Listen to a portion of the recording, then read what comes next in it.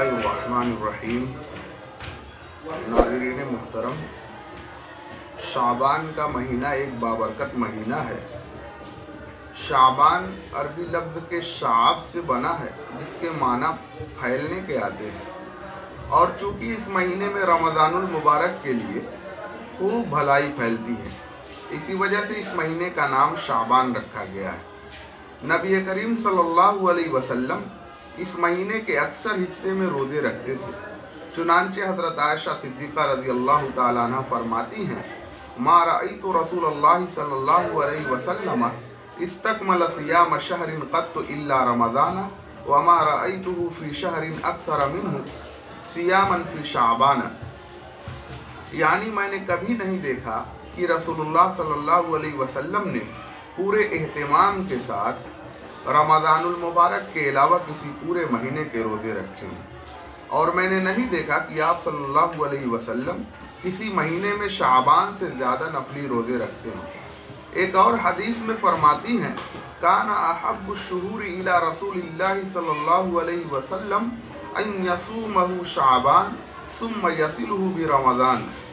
यानी रसूलुल्लाह सल्लल्लाहु अलैहि वसल्लम को तमाम महीनों से ज़्यादा ये बात पसंद थी कि शाबान के रोज़े रखते रखते रमज़ान से मिला दें। माह शाबान में रोज़े की हिकमतें हैं। शाबान के महीने में रसूलुल्लाह सल्लल्लाहु अलैहि वसल्लम के ज़्यादा नफली रोज़े रखने के कई असबाब हैं और कई हिकमतें बयान की गई हैं।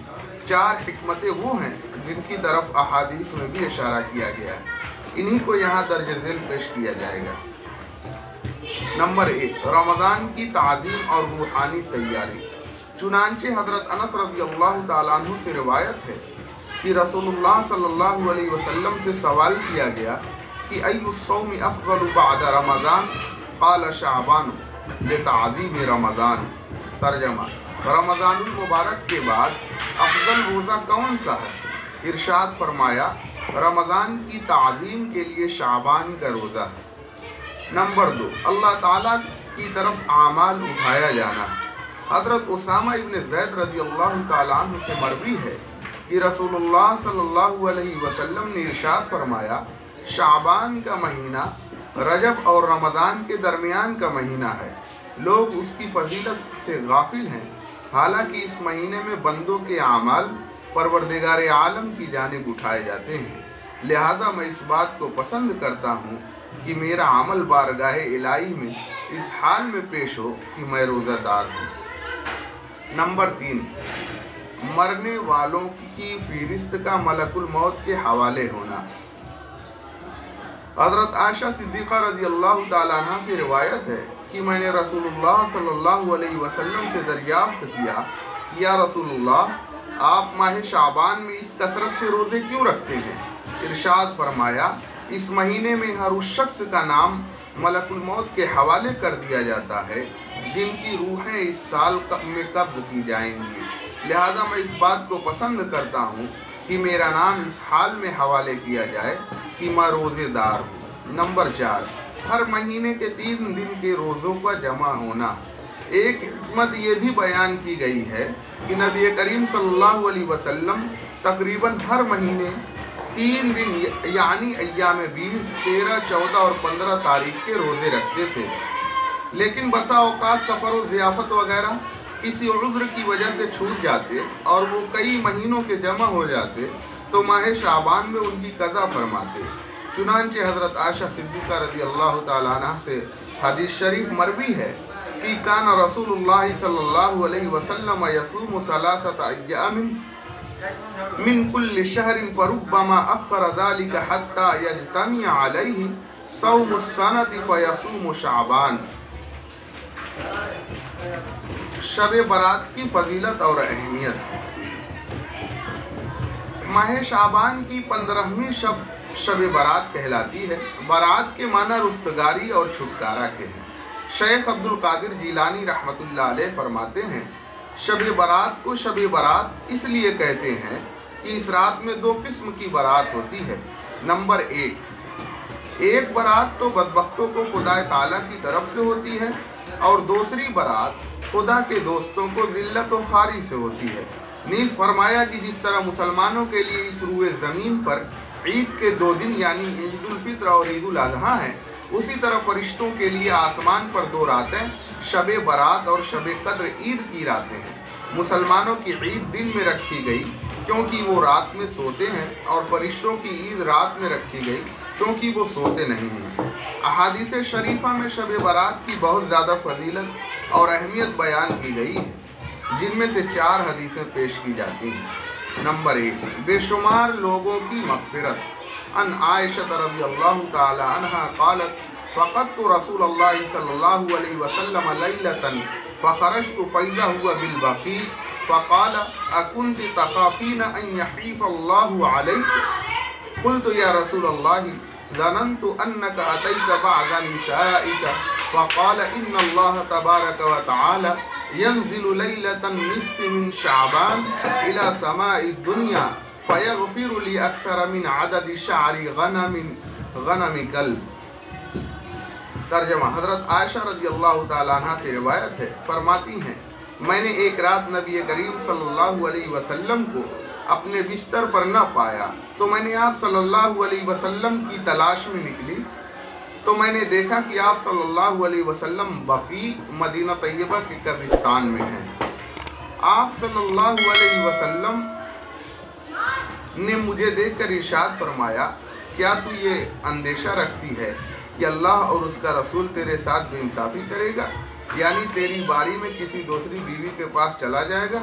میں نے عرض کیا کہ یا رسول اللہ، مجھے یہ خیال ہوا کہ آپ اپنی کسی دوسری بیوی کے پاس تشریف لے گئے ہوں گے۔ آپ صلی اللہ علیہ وسلم نے ارشاد فرمایا، اللہ تعالیٰ شعبان کی 15ویں شب میں آسمان دنیا پر نزول فرماتے ہیں اور قبیلہ بنو کلب کی بکریوں کے بالوں سے زیادہ لوگوں کی مغفرت فرماتے ہیں۔ بنو کلب عرب کا ایک قبیلہ تھا، عرب کے تمام قبائل سے زیادہ اس کے پاس بکریاں ہوتی تھیں۔ نمبر 2، صبح تک اللہ تعالیٰ کی ندا۔ ان علی بن ابی طالب رضی اللہ عنہ قال قال رسول اللہ صلی اللہ علیہ وسلم اذا كانت لیلۃ النصف من شعبان فقوموا لیلہا وصوموا نہارہا فإن اللہ ينزل فيها لغروب الشمس إلى سماء الدنيا فيقول ألا من مستغفر لي فأغفر له، ألا من مسترزق فأرزقه له، ألا مبتلا فأعافيه كذا ألا كذا حتى يطلع الفجر۔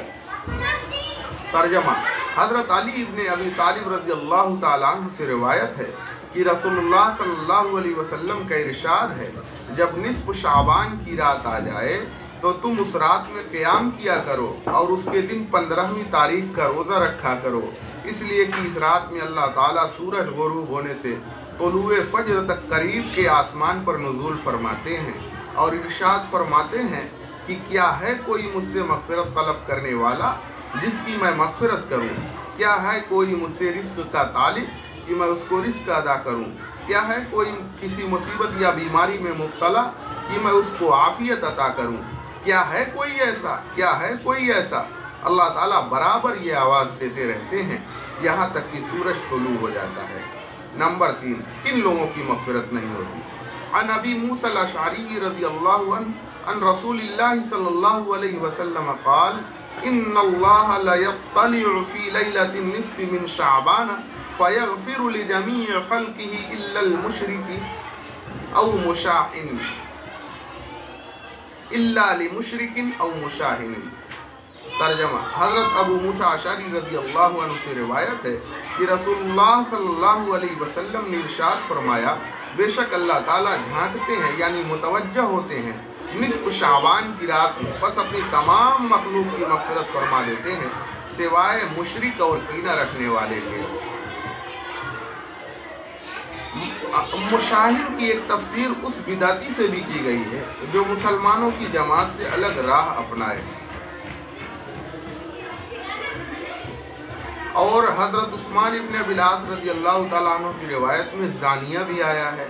حضرت عائشہ صدیقہ کی حضرت عائشہ صدیقہ رضی اللہ تعالیٰ عنہ کی روایت میں رشتہ داری توڑنے والا، ٹکروں سے نیچے ازار لٹکانے والا، ماں باپ کا نافرمان اور شراب کا عادی بھی آیا ہے۔ اور بعض روایت میں شار، ساحن، کاہن، عراف اور طبلہ بجانے والا بھی آیا ہے۔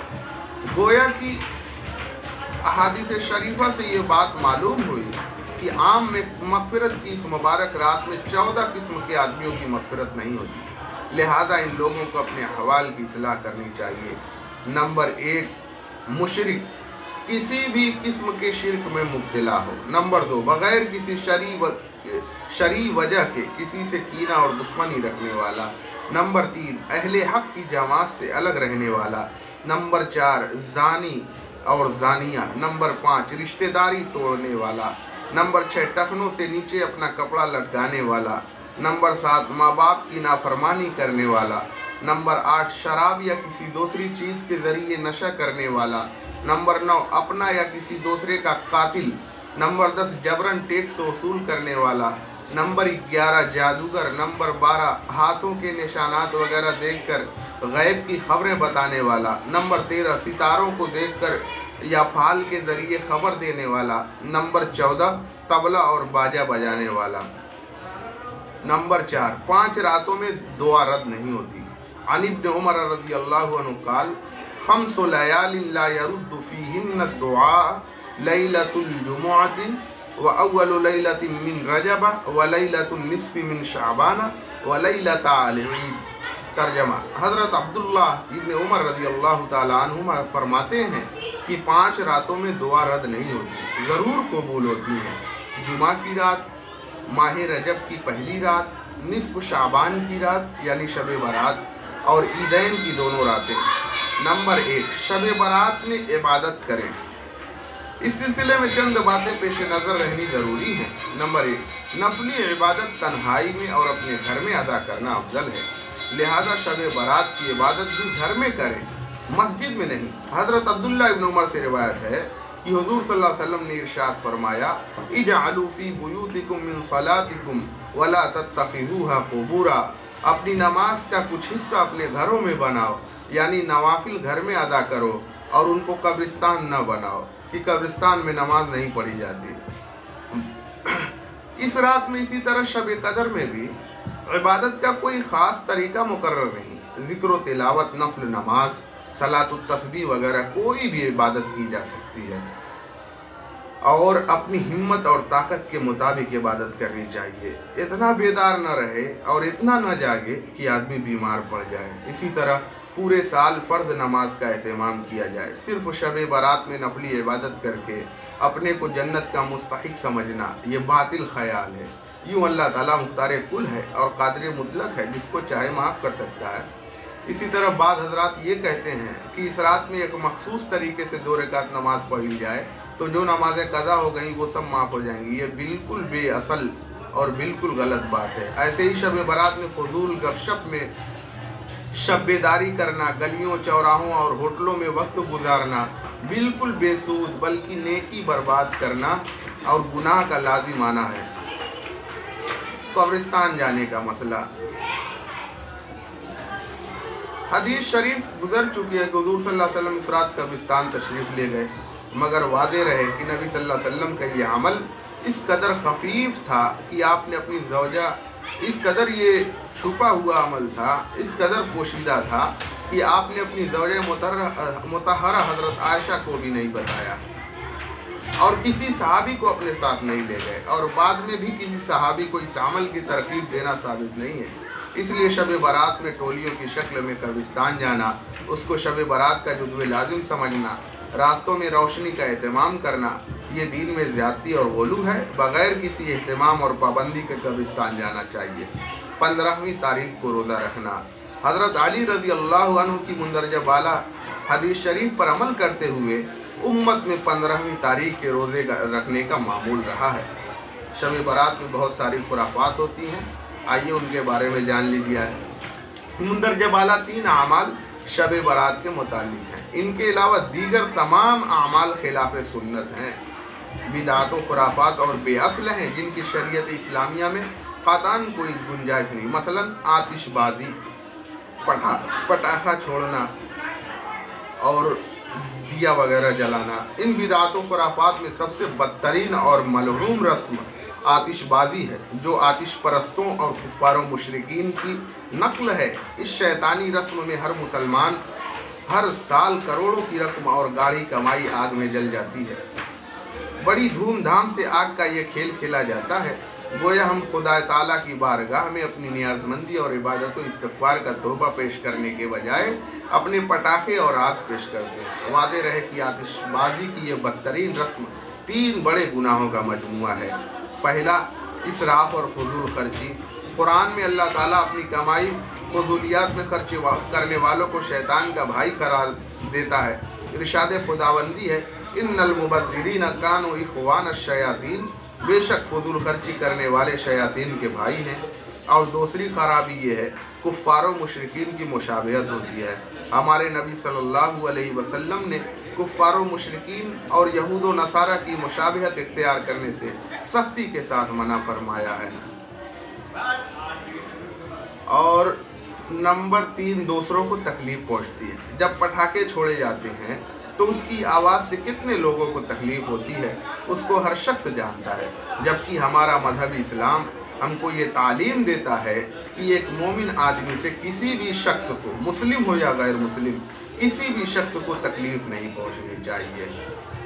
हज़रत अबू हुरैरा रज़ियल्लाहु ताला अन्हु से रिवायत है कि रसूलुल्लाह सल्लल्लाहु अलैहि वसल्लम ने इरशाद फरमाया, अल मुमिनु मन अमिनहुन नास अला दिमाइहिम व अमवालिहिम, यानी सही मानों में मोमिन वो शख्स है जिससे तमाम लोग अपनी जानों और मालों पर मामून और बेखौफ व खतर रहें।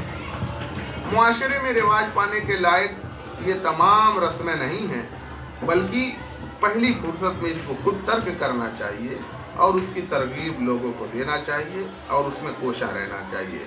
दूसरी बुरी रस्म है चरागाह करना।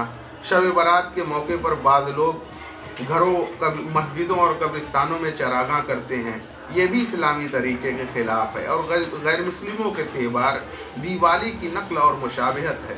अल्लामा बदरुद्दीन ऐनी रहमतुल्लाह अलैह ने लिखा है कि चरागाह की रस्म का आगाज़ यहया इब्न खालिद बरमकी से हुआ, जो असलन आतिश परस्त था। जब वो इस्लाम लाया तो अपने साथ ये आग और चराग की रोशनी भी लाया, जो बाद में मुस्लिम सोसाइटी में दाखिल हो गया और नौबत यहाँ तक पहुँच गई कि इसको मजहबी रंग दे दिया गया। इसी तरह गैर मुस्लिमों के साथ मेल जोल की वजह से ये रस्म हमने इस्लाम में दाखिल कर ली और गैरों की नक्काली करने लगे, जबकि गैरों की नकल व मुशाबहत पर सख्त वईद आई है, जिसको ऊपर बयान किया गया है। तीसरी बुरी रस्म है हलवा पकाना। शब बारात में बाद लोग हलवा भी पकाते हैं, हालांकि इस रात के हलवे से कोई ताल्लुक़ नहीं है। आयात करीमा, हदीस शरीफा, साहबे किराम के आसार, ताबईन और तबे ताबईन के अक़वाल और बुजुर्गाने दीन के अमल में कहीं इसका तस्करा और सबूत नहीं। असल बात यह है कि शैतान ने यह सोचा कि इस रात में इबादत और इस्तिग़फ़ार के ज़रिए अल्लाह ताला लातादाद लोगों की मग़फ़िरत फरमाएगा और उनकी नेकियों में इजाफ़ा होगा, तो मुझसे ये बात कैसे बर्दाश्त हो सकती है। इसलिए उसने मुसलमानों को इन खुराफात में फंसाकर सुन्नत के तरीके से दूर कर दिया। ऐसे ही घरों का लीपना पोतना, नए कपड़े बदलना और अगरबत्ती वगैरह जलाना। शब बारात के मौके पर घरों की लिपाई पुताई और नए कपड़ों की तब्दीली का एहतमाम भी किया जाता है। नीज़ घरों में अगरबत्ती जलाते हैं और ये अकीदा रखते हैं कि इस रात में मुर्दों की रूहें घरों में आती हैं, उनके इस्तकबाल में हम ऐसा करते हैं। ये अकीदा बिल्कुल फासिद और मरदूद है, ये अकीदा रखना जायज़ नहीं। लिहाजा इन बिदातों से भी एतराज़ और परहेज़ लाजिम है। अल्लाह ताला पूरी उम्मत को सिरात मुस्तकीम पर चलने की तौफीक अता फ़रमाए और बिदअत व खुराफात से हिफाजत फरमा कर इत्तिबा सुन्नत के जज्बे से माला माल फरमाए। आमीन।